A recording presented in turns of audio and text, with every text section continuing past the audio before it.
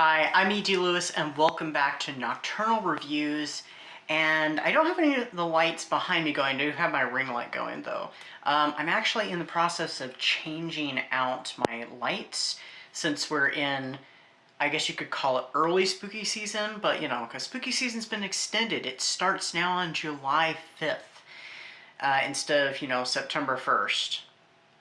Though some would say October 1st, but I think for many of us it starts in at least September. Well, past few years it's July, so July through October 31st. Anyway, so I'm doing a book haul, and I can't imagine myself having many more book hauls. Maybe one more before the end of the year, maybe, who knows. Anyway, so I can't imagine much more, but I thought I'd throw this one together. I have gotten a few books of late, and at least one digital, so I have my tablet over here, so I'll look that up. It's kind of a mixture. There's some horror / Gothic, which two of those books are horror and Gothic, and the other two are just Gothic. A couple of them I've had for a little bit, and actually one of them came in the mail. I think technically when I was we'll get into that. So I guess I will start with the horror books. So, well, the horror / Gothic, and then we're going to do some spiritual books that I've gotten. So this one I actually kept forgetting to even share, so I've had this one for quite a while. I'm thinking since like last summer. So I think around a year or so. So, of course, I like Nancy Drew. I've read a few of Nancy Drew's books. The Nancy Drew books, I mean. This one is one of the re-releases of the original text, not the updated version. I've only read the updated version of this, so when I saw this at a flea market, I was like, I have to get this. So this is The Hidden Staircase, the first Nancy Drew that I ever read, and absolutely loved it. This is the original text from whenever it came out. I don't even remember when it came out. Let me double check something here. I swear I will not be doing this with, like, hardly any of the books. This is the only one I think I will. There's a bunch of illustrations at the beginning. This edition is 1991, but the book came out originally in 1930.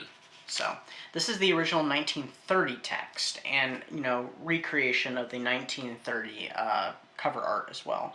So yeah, like I said, I saw this, I had to get it. Now I can read it and compare it with the text version that I read, the renewed version. So I'm very excited about that. This next one is one I've had for a while also. This one I got, I'm thinking it arrived in March, technically. I'd ordered it, I think, in February. And it came at the time that Wuthering Heights was dead to me. Because, it was dead to me for like 2 or 3 months. So this one is a reimagining. It's one of the remix series, which I have one of the books of. There's a few different books that I want to read, and this is one of them. So this is What Souls Are Made Of, a Wuthering Heights remix by Tasha Suri. So it is a reimagining, culturally and stuff, reimagining Heathcliff and Catherine, and I'm there for that. I'm very interested in it and see where it goes. So I'm very curious. I think Regina at Regina's Haunted Library read this, and I think she really liked it. So, and I think that's... No, I'd seen it online before she picked it up, actually. I was thinking I saw it on hers. No, I saw it online first and was very intrigued, so... But yeah. I can say Wuthering Heights. I can talk about Wuthering Heights now. I could listen to the song if I wanted to. It's just... I was Wuthering Heights out. So, this next one, I got this one recently at the library. I had donated some books to them, and I did see this one, and I thought, ooh, I better grab that. It was only $1. Hardbacks were $1. Paperbacks 50 cents. So this is Malice House by Megan Shepherd. I've heard of this book, but I don't remember anything about it. I had to double check, is this the book I've heard of? And I looked up and I'm like, yes. I think I've heard at least mixed things.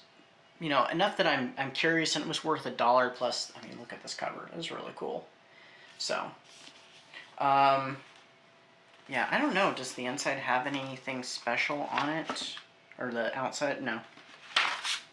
Nope, nothing special underneath the dust jacket, so... Yeah, this was a library book sale book. I was like, you know what, I gotta grab that. It's worth checking out and trying out, so very curious. So this is fits into both from what I looked up. It is Gothic and it is kind of horror, so I mean, it probably fits into thriller as well. Alright, we've got one more horror ebook, unless there's something on my tablet. I can look really quick, but this one I actually got discounted, I think like 50% off, and it was worth it. It's one that I've been eyeing for a while. I was going to get it on Audible before I closed my subscription, but I was like, oh well. And then this one popped up, and I'm like, you know what, I'm going to go ahead and grab that. And it is a thick one. So this is Bury Our Bones in the Midnight Soil by V.E. Schwab. I do have another couple books by this author under their other name, which I can't remember what it is.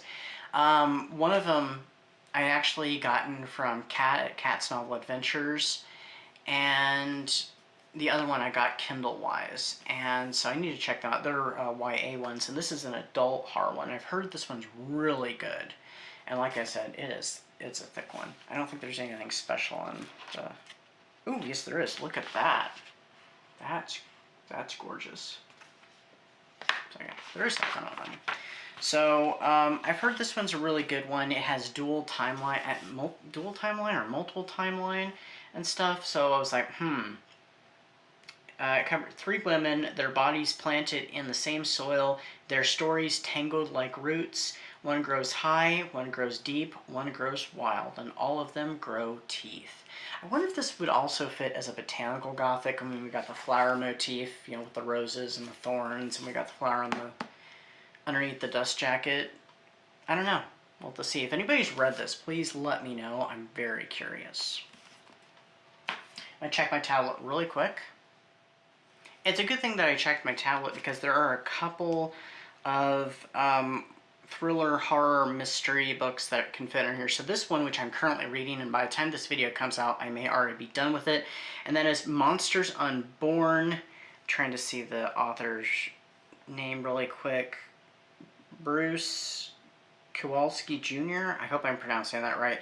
So this is the Lost Universal Monster remakes, and it covers, I'll be talking about this in a video actually, it covers unmade Universal Studios monster horror movies that are pre the Dark Universe era that, you know, never actually really happened or took off, but these were ones from the late 80s through even the early 2000s, and this also fit really well with my Universal Monsters challenge, which I'm going to put in the description. If you'd like to check out that challenge and like to join in, it's going on through the ending of December. It's all year. I know I talk about it a lot. I pop it in. It'll probably be in the ad section, but that's it. So it's a very interesting book so far, but I have gotten that one. Also, this one, Grimstone by Sophie Lark. This one I actually stumbled upon in a bookstore, and I kind of kept it in mind. I couldn't remember the name of it for quite a while, and I couldn't find a copy in any of the places that when I was away on a trip. I was trying to see if I could find it, and I could not find it. Couldn't even remember the title. Finally found it, but I ended up having to get it digitally. And this one is a Gothic, but it's also a dark romance. It does have some iffy bits to it, which made me question, but do I want to read that? I'll just keep it in mind. And more I thought about it, I'm like, yeah, I'd like to check it out. So we're going to see if I like that or not when I get to it. I also got Sherlock Holmes and the Tangled Skein by David Stuart Davies. I actually got the audio drama from Big Finish Productions several months back around the same time, because this one is another one of those Dracula and Sherlock Holmes, you know, butting heads, you know, crossing each other's paths, going up against each other. And I was like, you know what? If I get the book, I'm probably going to want the audio drama as well. So probably when I review it, I'll either do it as a 2-parter, or I will do it together. I'm not really sure how it will work, but you know. Also got this one, the West End Horror, which is by Nicholas Meyer. I've read one of his Sherlock Holmes books and absolutely loved it. It was his very first one, 7% Solution, years ago. And I loved the film, which is a little bit different. But this one, I honestly don't know what it's about, and it was very affordable at the time. I think it was only like 99 cents. I'm like, that's, that's worth it. And I think it's the second book he wrote that was Sherlock Holmes. Alright, I think that is all for those ones. We're going to go on an ad break, so we'll be right back after these messages, and we'll go on to the spiritual books. Every month here on Nocturnal Reviews, I like to do a featured book, and this month's book is a bit of a tome. It is The Witching Hour by Anne Rice, which follows the very mysterious Mayfair family, covering 500 years of their lineage as the characters of Rowan and Michael try to find out the secrets of this family and how it connects to a mysterious spirit called Lasher. This one is a very long book, but I quite enjoyed it, and since we are in unofficial spooky season, I thought it would fit very well. So do check it out, and if you already have, please let me know what you thought of it. If you enjoy poetry of the dark, spooky, sometimes light, and oftentimes deep variety, then check out this month's Pax Poetry dedicated to the loving memory of our late friend, Pax Panic. Okay, so I've got 4 spiritual books right here, and then I have, I think, 2 on my tablet as well. So the first one we have here I got not too long ago when I was out of town, and this is Spellcrafting by Jarena Dunwich. So I've read one of Jarena Dunwich's books in the past. It was her book on Witches Halloween, which was fantastic. Loved that book. I've actually reread it before, and who knows, I'd be really tempted to potentially reread it this year or in a future year. So I was like, I know it's a little more of a beginner's book, but I was just like, you know what? You can always pick up different perspectives and, little tips and stuff you might not have thought of. So I'm like, yes, please. Alright, this next one, let's do it in the order that I got these. So, I picked up this one actually at Ollie's. It still has the sticker on it. You know how much I love stickers on books, So, but it'll be easy to get off, I'm pretty sure. So this is Goddess Magic Journal. So, I work a lot with the Sacred Feminine, and so I was like, you know what, this may help me along with my journey. So I was like, yes, please, and it wasn't very much. It was only $4, so. And I'm not a big journaler, but this is not like straightforward journaling, because it even has information in it, and I'm so sorry about that. I think it even has some quotes in here, but it also has some exercises you can do, and then you can write down your notes and your experiences and stuff. So, here's, power of the sun, moon, earth, and stars. So, had to pick that up.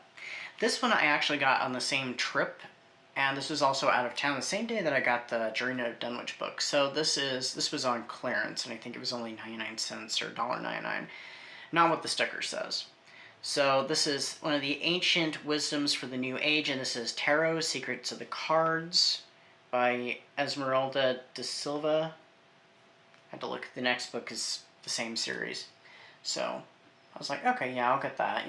I'm very much into cartomancy, as you have seen in the beginning of my month videos when I do an oracle card reading.